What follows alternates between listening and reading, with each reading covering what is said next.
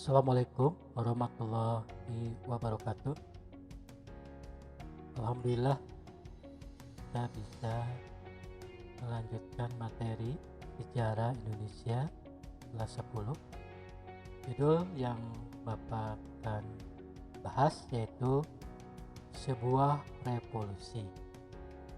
Judul ini mungkin Anda kurang paham, maksudnya di sini adalah intinya bahwa manusia purba yang oleh kita dikenal sebagai manusia yang terbelakang ternyata mampu melakukan suatu perubahan yang sangat penting. Apa perubahannya? Perubahannya adalah manusia purba yang semula hidup sangat bergantung kepada alam berubah menjadi manusia purba yang bisa menundukkan alam. Mengapa bisa? Hal ini tidak lepas bahwa manusia purba mengalami suatu perubahan, perkembangan yang semakin lama semakin maju, yang tidak lepas dari kemampuan pola pikirnya yang terus berkembang. Memang pada mulanya manusia purba sangat bergantung kepada alam untuk memenuhi kebutuhan hidupnya, yaitu dengan cara berburu dan meramu. Lalu mereka juga tinggal di gua-gua. Lalu juga mereka tinggal di dekat dengan sungai. Intinya mereka sangat bergantung kepada alam. Tetapi ini berubah setelah manusia masuk pada zaman yang dikenal dengan Neolitikum, yang telah terjadi suatu revolusi kebudayaan, yaitu suatu perubahan pola hidup manusia. Mengapa bisa terjadi perubahan? Sebab pada saat itu manusia purba sudah bisa menghasilkan makanan sendiri. Dengan cara apa? Yaitu dengan cara bercocok tanam atau bertani. Mereka tidak lagi harus berburu, tapi mereka cukup dengan menyandarkan kebutuhan hidupnya pada hasil pertanian. Memang pada saat itu hasil pertanian bukan untuk keperluan orang lain, tetapi untuk kelompoknya. Tapi yang jelas itu pada saat itu manusia purba sudah bisa memenuhi kebutuhan hidupnya tanpa 100% untuk berburu. Mereka bisa menghasilkan makanan sendiri, akibatnya mereka bisa hidup menetap. Dengan pola hidup menetap ini memiliki pengaruh pada perilaku, di mana pada saat manusia purba menetap, mereka berhasil membuat peralatan-peralatan yang lebih baik, yang lebih halus. Pada saat manusia purba awal, di mana manusia purba bergantung kepada alam, peralatan-peralatan hidupnya masih kasar. Apa yang ada di alam, itulah yang mereka pakai. Tapi setelah mereka menetap, mereka berhasil membuat alat-alat yang lebih baik, yang lebih bermutu, yang lebih halus. Contohnya adalah kebudayaan kapak persegi. Nama kapak persegi berasal dari penyebutan oleh Von Weingarten. Penyebaran alat-alat ini terutama di Kepulauan Indonesia bagian barat. Kapak persegi ini sebagai alat untuk membantu pertanian.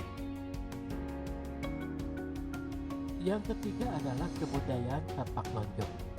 Nama kapak lonjong ini disesuaikan dengan bentuk penampang alat yang berbentuk lonjong. Penyebaran jenis kapak lonjong ini terutama di Indonesia bagian timur. Yang ketiga adalah perkembangan zaman logam. Zaman logam ini adalah mengakhiri zaman batu Mesolitikum. Maka dikenallah zaman logam. Zaman ini dikenal juga dengan zaman perundagian. Di Kepulauan Indonesia hanya mengalami zaman perunggu dan besi. Zaman perunggu merupakan fase yang sangat penting dalam sejarah. Beberapa contoh benda kebudayaan perunggu antara lain kapak corong, nekara, moko, berbagai bahan perhiasan. Dari 3 peninggalan kebudayaan, kalau boleh Bapak simpulkan, zaman logam ini adalah zaman yang paling maju yang dialami oleh manusia purba. Mengapa? Sebab pada zaman perundingan ini, manusia purba bisa menghasilkan alat-alat yang tidak hanya kuat tetapi indah dan memiliki manfaat yang lebih besar. Alat-alat yang terbuat dari perunggu dan besi ini merupakan alat-alat yang memiliki manfaat yang multi, yang memiliki nilai ekonomi. Maka tempat yang bisa membuat benda-benda ini adalah dengan kampung perundagian. Mengapa begitu? Sebab tidak semua orang bisa membuat alat-alat yang berasal dari besi dan perunggu. Ini memerlukan keahlian khusus yang tentu saja melalui proses. Semakin ahli, maka hasil yang diperolehnya juga semakin baik. Itu kesimpulan pertama. Kesimpulan yang kedua adalah manusia purba mengalami suatu revolusi perubahan. Intinya adalah manusia yang semula bergantung kepada alam,